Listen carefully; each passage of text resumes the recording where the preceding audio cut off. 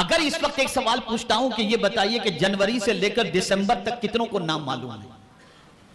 انگریزی 12 مہینوں کے نام کتنوں کو معلوم ہے؟ ذرا بتائیے تو. سب کو معلوم ہے نا؟ سب کو معلوم ہے. لیکن اگر میں کہوں ذرا اسلامی 12 مہینوں کے نام بتائیے، پسینہ نکل جائے گا. جس قوم کا مزاج ایسا ہو کہ اسلامی 12 مہینوں کے نام بھی اسے نہ معلوم ہوں، بلکہ لیٹسٹ سروے 6 مہینے پہلے کا جو آیا ہے اس سروے کے اعتبار سے 60% انڈین مسلمز پہلا کلمہ بھی نہیں جانتے. یہ پوزیشن ہے.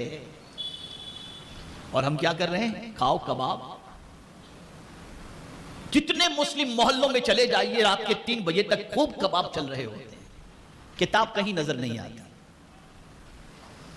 کتاب کی چھٹی ہو گئی، کباب کا دور چل رہا ہے. کھاؤ پیو موج مستی کرو. کہاں جائے گی یہ قوم؟ پھر ایسے ہی بے علم، بے عمل، جہالت کی وادیوں میں بھٹکنے والے نوجوان، بے روزگار نوجوانوں کو دنیا خریدتی ہے، ان سے ڈرگز سپلائی کا کام لیتی ہے، آوارہ گردی کراتی ہے، اور اس کے بعد قوم بھی بدنام، خود بھی بدنام، خاندان بھی بدنام، اور پوری زندگی تباہ و برباد ہو جاتی ہے. میں آپ کو تھوڑی سی ایک سوچ دے دوں. یاد رکھیں، ایمان بہت قیمتی دولت کا نام ہے. سب سے پہلے تو اس کو سمجھیں، ایمان کیا ہے؟ بولیے. بہت قیمتی دولت کا نام ہے. اتنی قیمتی دولت ہے یہ، اتنی قیمتی دولت ہے کہ جس کو یہ دولت مل گئی اس سے بڑا انسان کوئی دوسرا ہو ہی نہیں سکتا. ایمان کی دولت جسے مل گئی اس سے بڑا انسان کوئی نہیں ہو سکتا. میں قرآن کی روشنی میں سمجھا دوں.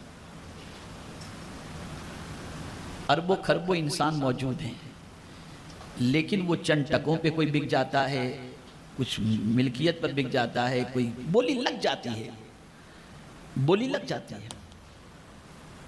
لیکن صاحب ایمان جو ہوتا ہے نا، وہ اتنا مہنگا ہوتا ہے کہ دنیا کا انسان بولی لگا ہی نہیں سکتا. ایمان کی وجہ سے اس کا مقام اتنا بلند ہو جاتا ہے کہ دنیا کا کوئی انسان اس کا خریدار بن ہی نہیں سکتا. اس لیے کہ میرے کریم نے خود فرما دیا، ان اللہ اشتری من المؤمنین انفسهم واموالهم بان لهم الجنہ. اللہ فرماتے بے شک اللہ نے خرید لیا، اللہ نے خرید لیا مومنوں کی جان اور مومنوں کے مال کو. پتا چلا جس کے پاس ایمان کی دولت آ جاتی ہے کوئی مالدار خریدار نہیں ہوتا، پروردگار اس کا خریدار بن جاتا ہے. کتنی قیمتی دولت ہے ایمان، آپ مجھے بتائیے. اب آپ کو کرنا کیا ہے؟ تھوڑا سا سمجھیں.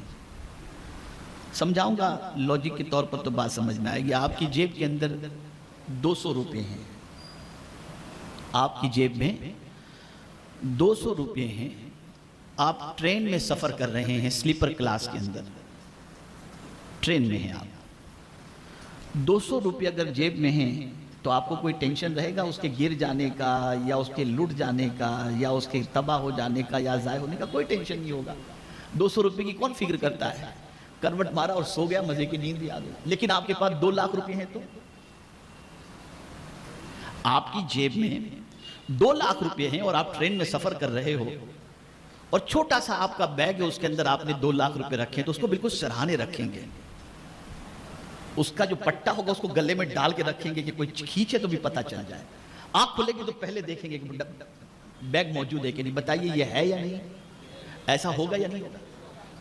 آئیے تشریف لائیں، ماشاءاللہ آ جائیں. ایک مرتبہ درود شریف پڑھ لیں. اللہم صلی علی سیدنا و مولانا محمد معدن الجود والکرم وآلہ وصحبہ وبارک وسلم. صلاۃ و سلام علیک یا سیدی یا رسول اللہ.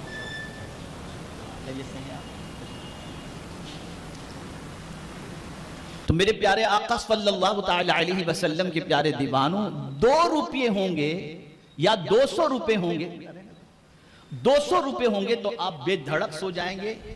لیکن اگر آپ کے پاس 2 لاکھ ہیں، 5 لاکھ ہیں، 10 لاکھ ہیں تو چین کی نیند نہیں آئے گی. آنکھ کھلے گی تو پہلے پیسے کو دیکھیں گے. سمجھ گئے نا؟ آنکھ کھلے گی پہلے پیسے کو دیکھیں گے. میں سوچا ذرا پوچھوں اعلیٰ حضرت سے، ذرا پوچھوں کہ ذرا اس کے بارے میں کچھ سوچ عطا فرمائیے. تو اعلیٰ حضرت کہتے ہیں سونا جنگل رات اندھیری، چھائی بدلی کالی ہے، سونے والے جاگتے رہیو، چوروں کی رکھوالی ہے. اس وقت سچویشن یہ ہے کہ اس ایمان کی دولت کو آپ کی زندگی سے سلب کرنے اور چھیننے کی کوشش کی جا رہی ہے. اور مسلمان ہے کہ اپنے ایمان کے بارے میں کوئی فکر نہیں کرتا. اب کیسے چھیننے کی کوشش کی جا رہی ہے؟ ایسے گانے بنائے جا رہے ہیں کہ جن گانوں میں کفریہ کلمات ہوتے ہیں، بندہ مزے سے گانے گنگناتا ہے، نکل گیا اسلام سے. ایسے کفریہ کلمات اس کی زبان سے نکلتے ہیں کہ وہ اسلام سے نکل جاتا ہے، اور اسے ہوش بھی نہیں رہتا. اور کیوں نکلتے ہیں؟ اس لیے کہ کچھ جانتا ہی نہیں کہ اسلام کیا ہے، کفر کیا ہے، کیا بولنا چاہیے، کیا نہیں بولنا چاہیے، کچھ واقف نہیں. اور ہم نے ایمان کو اتنا ہلکا سمجھ لیا کہ اس کی جیسے کوئی اہمیت ہمارے نزدیک ہے ہی نہیں. یاد رکھو میرے پیارے آقا صلی اللہ تعالی علیہ وسلم کے پیارے دیوانوں، اللہ نے زمین دی، لیکن یہ نہیں فرمایا کہ میرے بندو زمین دے کر میں خوش ہو گیا. آسمان دے کر یہ نہیں فرمایا میرے بندو تم کو آسمان دے کر خوش ہو گیا. پروردگار نے چاند و سورج عطا فرمائے، نہیں فرمایا کہ چاند و سورج دے کر خوش ہو گیا. دریا دے کر نہیں فرمایا کہ تم کو دریا دے کر میں خوش ہو گیا. یہ نہیں فرمایا کہ میں نے تمہارے ماں باپ دے کر میں تم سے خوش ہو گیا، تم کو میں نے یہ عطا فرمایا. لیکن میں جب قرآن پڑھتا ہوں تو جاننے کی کوشش کرتا ہوں کہ اللہ کون سی چیز ایسی دی جس کی وجہ سے تو نے خوشی کا اظہار فرمایا ہو. تو فرماتا ہے میرا مولا رضیت لکم الاسلام دینا، تم کو اسلام دے کر کے میں راضی ہو گیا. آپ اندازہ لگائیے. اور یہی اسلام کی آبیاری اور تحفظ کے لیے کہ ہماری زندگی اسلام کے راستے پر چلے، ہمارا قدم اسلام سے بھٹکے نہیں، ہماری صبح بھی اسلام کے اندر ہو، ہماری شام بھی اسلام کے اندر ہو، اور ہم جئیں بھی اسلام کے اندر اور مریں بھی اسلام کے اندر. خدا کی قسم اسی لیے امام حسین نے جان دی،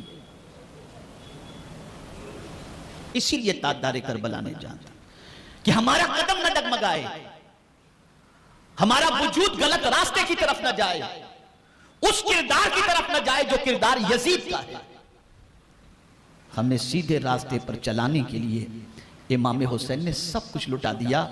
اور ہمارا حال یہ ہے، ہم خود کو حسینی بھی کہتے ہیں اور تاجدار کربلا کی محبت کا دعویٰ بھی کرتے ہیں. اور جب پوری زندگی کا اینالائز کریں اور جائزہ لیں تو سارے کام جو یزید کرتا تھا وہ سارے کام کرتا ہوا آج کا مسلمان نظر آتا ہے. نماز یزید چھوڑتا تھا، مسلمان چھوڑ رہا ہے. گانے یزید سنتا تھا، گاتا تھا، مسلمان سن رہا ہے. شراب یزید پیتا تھا، مسلمان پی رہا ہے. آوارگی یزید کرتا تھا، مسلمان کر رہا ہے. خیانت یزید کرتا تھا، مسلمان کر رہا ہے. حرام کو حلال اور حلال کو حرام یزید کرتا تھا، آج کا مسلمان کر رہا ہے. آج کا مسلمان تو کھانے کی بات ہو تو کہہ رہے مولانا کیا لفڑے فساد کے اندر پڑھتے ہو، بسم اللہ پڑھ کے کھا لو، سب چلتا ہے. لا حول ولا قوت. یہ آج کا مسلمان ہے. ذرا دیکھیں کہاں جا رہی ہے ہماری قوم. ہم اسلام سے کتنی محبت کرتے ہیں، کیا لگاؤ ہے ہمارا اسلام کے ساتھ. بلکہ بڑی معذرت کے ساتھ عرض کروں گا، اسلام کو جو پسند ہے نا ہم وہ کرنا نہیں چاہتے، بلکہ ہم چاہتے ہیں کہ اسلام بھی ہماری پسند کا ہو. ہم اسلام کے پسند کے نہ بنیں بلکہ اسلام ہماری پسند کا. ہمیں جو چیز پسند ہے اسلام وہی بن جائے. ایسا نہیں ہوتا، ایسا نہیں ہوتا. اس وقت کا سب سے بڑا چیلنج ہمارے لیے جو ہے وہ یہ ہے، خود کو اور خود کی نسلوں کو اسلام پر قائم رکھنا. یہ سب سے بڑا چیلنج ہے. الحاد اور بے دینی کا طوفان بپا ہے. جہاں بچے کالج اور یونیورسٹی میں قدم رکھتے ہیں اسلام سے کچے دھاگے کی طرح ان کا رشتہ بن جاتا ہے. آ کر پوچھتے ایسا کیوں، ایسا کیوں. آج ہی میں ایک اسکالر کی اسپیچ سن رہا تھا جمعہ کے بعد، اتفاق سے ہیں دنیاوی تعلیم یافتہ، لیکن میں سن رہا تھا ذرا ایک انٹرسٹنگ ٹاپک تھا کہ کائنات کی تخلیق سے پہلے اللہ کیا کر رہا تھا اور کہاں تھا.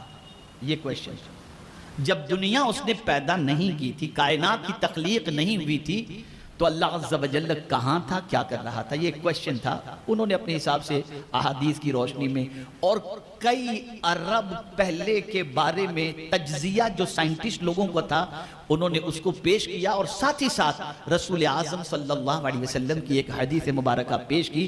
اب میں اس کی تفصیل میں جانا نہیں چاہتا، لیکن آپ سے ایک سوال پوچھتا ہوں، کیا جانتے ہو اللہ کے بارے میں؟ کیا جانتے ہو؟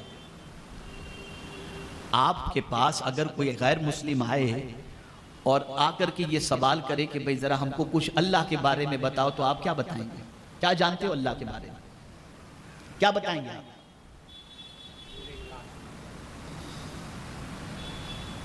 کیا بتائیں گے آپ اللہ کے بارے میں؟ اے رسول اعظم صلی اللہ علیہ وسلم کے دیوانوں، ہم خود اپنے معبود کے سلسلے میں بے خبر ہیں، ہمارے رب کی ذات کے بارے میں ہمیں کوئی علم نہیں۔ آپ جانتے ہیں پہلے اللہ کی ڈیفینیشن کیا ہے؟ اللہ کسے کہتے ہیں؟ اصول الشاشی کے اندر اللہ کی ڈیفینیشن، اللہ کی تعریف موجود ہے کہ اللہ کسے کہتے ہیں۔ تو فرمایا گیا اللہ علم علی الاصح للذات الواجب الوجود المستجمع لجمیع صفات الکمال۔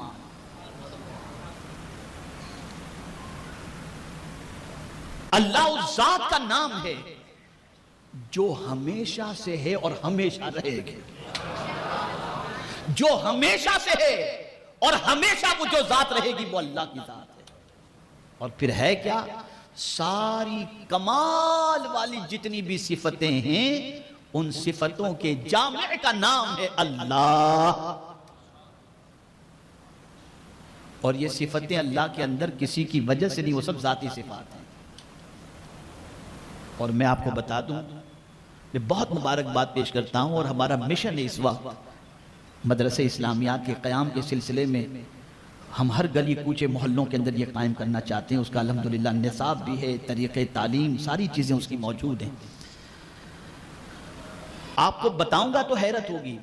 ابھی چند دنوں پہلے ممبئی ایئرپورٹ کی بات بتاؤں، اتفاق سے میرے ہینڈ بیگ کے اندر کچھ کتابیں بھی تھیں، اور ساتھ میں شاید نیل کٹر رہ گیا تھا یا پتہ نہیں کون سی کوئی لوہے کی ایسی چیز تھی۔ جیسے ہی اس کو مشین کے اندر ڈالا گیا تو نظر آیا، تو مجھے کہا گیا بیگ کھولیے۔ میں نے بیگ کھولا تو بیگ میں سے وہ لوہے کی چیز کیا تھی مجھے یاد نہیں آ رہا، وہ چیز نکلی، اور کتابیں بھی تھی۔ غیر مسلم آفیسر، میں نے اس کے نمبر نیم پلیٹ کو دیکھا جو اس کے سینے پہ لگی ہوئی، تو غیر مسلم تھا۔ کتابیں دیکھ کر مجھ سے سوال پوچھتا ہے، مولانا آپ مقلد ہیں کہ غیر مقلد؟ میں نے کہا میں مقلد ہوں۔ کس امام کے ماننے والے ہیں؟ میں نے کہا امام اعظم کا ماننے والا ہوں۔ آپ کے امام میں اور چہرے سے لگتا ہے کہ آپ تصوف میں دلچسپی رکھتے ہیں۔ سوچیں یہ سب یہ غیر مسلم سوال کر رہا ہے، اور اگر آپ تصوف میں دلچسپی رکھتے ہیں تو کس سلسلے سے آپ کا تعلق ہے؟ یہ سوالات ہماری عوام کو تو اماموں کے نام بھی نہیں معلوم، نہیں معلوم۔ اور سیکھنے کی بات ہے، ارے کیا کرنے کا سیکھ کر 5 وقت کی نماز پڑھتے کافی نہیں ہے؟ یہ حال ہو چکا۔ اے رسول اعظم صلی اللہ علیہ وسلم کے دیوانوں، یاد رکھو، اسلام کو ہلکا نہ سمجھو اور دین کو ہلکا نہ سمجھو۔ یہ اتنی بڑی دولت ہے کہ یہ دولت ہماری زندگی میں رہے، اس کے لیے حضور صلی اللہ علیہ وسلم نے بھی قربانی دی، اور صحابہ نے بھی قربانی دی، اور تاجدار کربلا نے بھی قربانی عطا فرمائی، کسی اور چیز کے لیے نہیں۔ لیکن ہمارے اندر کوئی اسلام کے بارے میں نہ جاننے کا شوق ہے اور نہ اسلام کے بارے میں پڑھنے کا شوق ہے۔ اور یہ میں آپ کو بتا دوں، جب کوئی قوم دین کی ناقدری کرنا شروع کر دے تو اللہ تعالیٰ اس قوم کی جگہ پر دوسری قوم لا کر کے کھڑی کر دیتا ہے جو دین کی قدر کرنے والے ہوتے ہیں، اور یہ ہو رہا ہے۔ اس وقت مغربی دنیا کا جائزہ لیجئے، یورپین کنٹریز کا جائزہ لیجئے، ویسٹرن ورلڈ کا جائزہ لیجئے، تو آپ کو پتہ چلے گا کہ وہاں پر جتنی تیزی کے ساتھ لوگ اسلام کو اپنے سینے میں داخل کر رہے ہیں اتنا کہیں اور آپ کو نظر نہیں آئے گا۔ میں ایک واقعہ عرض کرتا ہوں اور میں چاہوں گا کہ آپ ہوش کے ساتھ اس واقعے کو سمجھے بھی، سنیں بھی اور دل میں جگہ بھی دیں اور اپنی ذمہ داری کو محسوس کریں۔ انگلینڈ میں ایک مال میں ایک مسلم بچی کیش کاؤنٹر پر تھی، لیکن ٹی شرٹ اور جینز پہنے ہوئے تھی۔ ایک برقع پوش خاتون کاؤنٹر پر آتی ہے اور کاؤنٹر پر آ کر کے جو سامان لی ہوتی ہے وہ سامان رکھ کر کے اس کے پیسے پیمنٹ کرنے اس بچی کو جاتی ہے. تو بچی نے، جو مسلم بچی کیش کاؤنٹر پر تھی جینس اور ٹی شرٹ کے اندر، وہ پیدائشی مسلم بچی تھی. اس بچی نے جب برقع پوش خاتون کو دیکھا اور نقاب کے اندر دیکھا تو کہتی ہے بہن تو جو ہے لگتا ہے کہ سعودی کی رہنے والی ہے یا کسی اسلامی ملک کی رہنے والی ہے، اس لیے تو اتنی پابند نظر آتی ہے. ہم تو یہاں یورپ کے اندر برطانیہ میں ہم رہتے ہیں، ہم اتنی پابندی نہیں کر سکتے. لگتا ہے کہ تو ایسے ماحول کی رہنے والی ہے اور تیرے گھر کا ماحول ایسا ہے اور اسلامک کنٹری کی تو رہنے والی ہے، تب جا کر کے تو اتنی پابندی کر رہی ہے. جانتے ہو اس عورت نے کیا کیا؟ دائیں بائیں دیکھا، جب دائیں بائیں کوئی مرد نظر نہیں آیا تو اس برقع پوش خاتون نے اپنا نقاب ہٹایا اور پیدائشی مسلم بچی کو اپنا چہرہ دکھایا، پھر نقاب ڈال دیا اور کہا بہن میں پیدائشی مسلمان نہیں ہوں، میں نے تو اسلام پڑھ کر محنت سے اسلام حاصل کیا ہے. اس لڑکی کی آنکھوں میں آنسو تھے جو پیدائشی مسلم تھی، لیکن وہ نو مسلم بچی نے جو جملہ کہا اس جملے کو سنیے. کہا سنو میری بہن، تم لگتا ہے کہ پیدائشی مسلمان ہو، تم کو اسلام مفت میں ملا ہے، ہم کو قربانی کے بعد ملا ہے، اور مفت میں ملی ہوئی چیز کی تم قدر نہیں کر رہے ہو. ہم نے قربانی دی ہے اس لیے اسلام کی عظمتوں کو ہم سمجھتے ہیں. ہمیں بھی مفت میں ملا ہے، کوئی قدر نہیں. دنیا محنت کر رہی ہے، دنیا کے مختلف ملکوں کا ہم سفر کرتے ہیں، ہم دیکھتے ہیں کہ سب سے زیادہ کتابیں پڑھنے والی قوم کون سی نظر آتی ہے. ہم نے مسلمانوں کو دیکھا ہے فلائٹ میں بیٹھ کر گیم کھیلتے ہوئے، اور غیر قوموں کو ہم نے دیکھا ہے کتابوں کو پڑھتے ہوئے. کیا یہ قوم ترقی کرے گی؟ کیا یہ قوم عروج کی طرف جائے گی؟ کیا یہ قوم زمین کے اوپر کوئی انقلاب لائے گی؟ اس قوم کے لیے ضرورت ہے اپنی سوچ کو بدلنے کی. غربت اپنی جگہ پر، لیکن غربت سے زیادہ خطرناک جہالت ہے. اگر جہالت کی تاریکیوں سے تم نکل کر علم کے اجالے کے اندر آ جاتے ہو تو میری بات سن لو، جنگل میں بھی اگر تم رہو گے تو لوگ تم سے علم حاصل کرنے کے لیے پہنچیں گے. علم اتنی بڑی دولت ہے، اتنا بڑا سرمایہ ہے.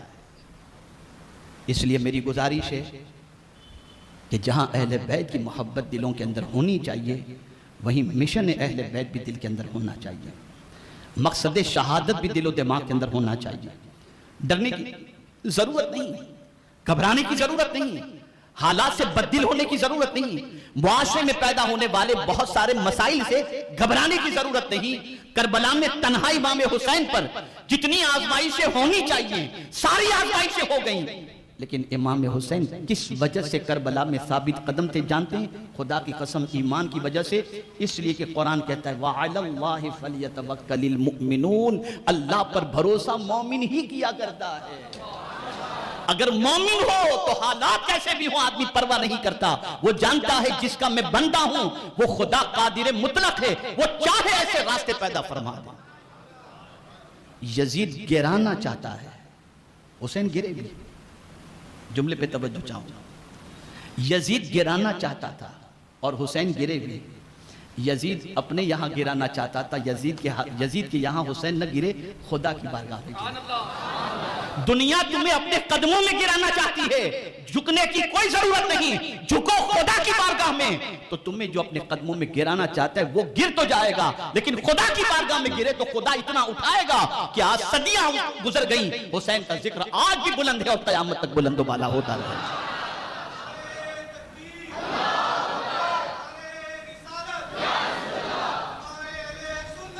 ضرورت اس امر کی ہے، چینج کرو اپنی سوچ کو، بدلو اپنی فکر کو، بدلو اپنے نظریات کو، بدلو اپنے خیالات کو. دوڑو علم کی طرف، ایجوکیشن کی طرف آگے بڑھو. یہ رات کے 4 بجے تک آٹوں پر بیٹھنا، گپ شپ کرنا، بائک پہ گھومنا، یہ ساری چیزیں اچھی نہیں، کسی کامیاب قوم کی یہ علامت نہیں ہے. میں تو جب کبھی ان علاقوں میں آتا ہوں تو یہاں آنے کے بعد اندر سے مجھے بڑی تکلیف ہوتی ہے. جتنے بھی مسلم محلوں میں جاتا ہوں وہاں کا رہن سہن اور لوگوں کے عادات و اطوار دیکھ کر دل میں کڑن محسوس ہوتی ہے کہ یہ ہماری قوم کی لائف اسٹائل. صبح ہوتی ہے تو گالی گلوچ، دکان پہ گالی گلوچ، ہوٹلوں پہ لڑائی جھگڑے، یہ ہماری پہچان بن گئی۔ سوچ بدلو، فکر بدلو، عادات و اطوار بدلو، نظریات و خیالات بدلو، چینج کرو اپنی لائف کو، اور اس راستے کے مسافر بنو جس راستے پر چلنے کے بعد کامیابی کو تلاش کرنے کی ضرورت نہ پڑے، کامیابی بڑھ کر کے خود تمہارے قدموں کا بوسہ لینے کو تیار ہو جائے۔ اے رسول اعظم صلی اللہ علیہ وسلم کے دیوانوں، میں بہت بہت مبارکباد ہمارے یہاں کے ساتھیوں کو، مسجد کے ذمہ داروں کو، امام صاحب کو، سب کو پیش کرتا ہوں کہ آج یہاں پر الحمدللہ مدرسے اسلامیات کا انوگریشن ہو رہا ہے، جس میں حاضر ہوا ہوں۔ کوئی گلی، کوئی کوچہ ایسا نہ ہو جہاں پر مدرسے اسلامیات کا قیام عمل میں نہ آئے۔ باقاعدہ نصاب ہے، اس کا باقاعدہ بورڈ ہے، باقاعدہ اس میں تعلیم ہوتی ہے، سسٹم پورا سیٹ کیا ہوا ہے، اور ہم چاہتے ہیں کہ ہر بچہ، بس یہ آخری ہر بچہ کم از کم دین اتنا جان لے کہ باپ کے مرنے کے بعد کھڑے رہ کر کے باپ کی نماز جنازہ کی دعا تو پڑھ سکے۔ آپ نے انگریزی تعلیم دے دی، دنیا کے علم سے آپ نے آراستہ کر دیا، لیکن اسے نماز جنازہ کا طریقہ نہیں معلوم، نماز جنازہ کی دعا نہیں معلوم، کھڑا ہے پبلک کے ساتھ آپ کے نماز جنازہ کے اندر، دنیا مغفرت کی دعا کرتی ہے، بچے کو مغفرت کی دعا یاد ہی نہیں۔ آگے آؤ، محنت کرو، مشقت کرو، اور اس راہ کے اندر قدم بڑھاؤ، تاکہ جب آپ اس راستے کے اندر قدم بڑھائیں گے تو انشاءاللہ العظیم آپ کی نسل، آپ کی اولاد آپ کی نجات کا سامان بنے گی۔ رہو اسلام پر، سنیت پر، رسول اعظم صلی اللہ علیہ وسلم کی محبت کے ساتھ، خوف خدا کے ساتھ، اور اللہ کی بندگی کے ساتھ ساتھ ایمان کی حفاظت کرتے ہوئے اپنی زندگی کی ساعتوں کو گزارنے کی کوشش کریں۔ میں نے جس آیت کی تلاوت کا شرف حاصل کیا اس تک تو پہنچنے کا موقع ہی نہیں ملا، تمہید ہی کے اندر میرا وقت تقریباً ختم ہو چکا۔ اللہ رب العزت جل جلالہ کی بارگاہ میں دعا ہے، اللہ تعالی ہمیں اپنی نسلوں کو ایمان پر ثابت قدم رکھنے کے لیے محنت و مشقت کی توفیق نصیب فرمائے، اس کی فکر کرنے کی توفیق نصیب فرمائے، ان کو نماز کا پابند بنانے کی توفیق نصیب فرمائے، گناہوں سے بچنے کی توفیق نصیب فرمائے، اور سیدھے راستے کا مسافر بنائے۔ اپنے بچوں کو مدرسے اسلامیات کے اندر آپ ایڈمیشن کروائیں تاکہ بچے پڑھنے کے بعد آپ کی نجات کا سامان بن سکیں۔ وما علینا الا البلاغ المبین۔ السلام علیکم ورحمۃ اللہ تعالی وبرکاتہ۔ کل ہفتہ واری اجتماع مرکز اسماعیل ابی مسجد میں ایک دور تھا، گوونڈی سے ٹیمپو کے ٹیمپو آتے تھے، اب بالکل ٹھنڈے پڑ گئے سب۔ پرانے لوگ تو آتے تھے، ان کو معلوم بھی ہے، نئی نسل کا حال یہ ہے کہ گیم سے بیچاروں کو فرصت نہیں ملتی۔ میں آپ سب سے گزارش کروں گا لے کر کے آؤ اپنے بچوں کو، تاکہ ماحول سے آراستہ ہونے کے بعد ان کی زندگی میں بھی دینی رمق پیدا ہو سکے۔ السلام علیکم۔